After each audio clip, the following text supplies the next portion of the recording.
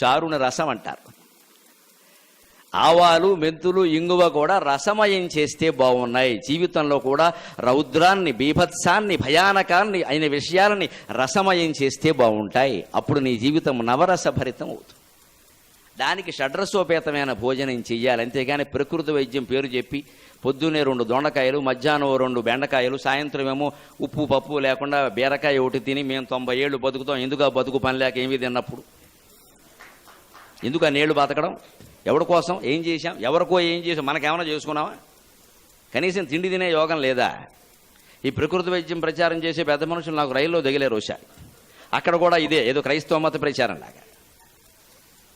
నేను ఎంతకీ మాట్లాడకపోతే ఆయన నన్ను అడిగాడు, ఏమన్నా మీరు మాట్లాడట్లా అన్నాడు. మీరు ఇప్పుడు ఇంతకీ ఒక్క మాట చెప్పండి నాకు, ఈ దొండకాయలు బెండకాయలు తిని ఉప్పు లేకుండా, పంచదార లేకుండా, కారం లేకుండా, పొయ్యి మీద పెట్టకూడదుట, ఉడకబెట్టకుండా ఆ పచ్చివే అలా తింటే ప్రయోజనం ఏమిటన్నాను.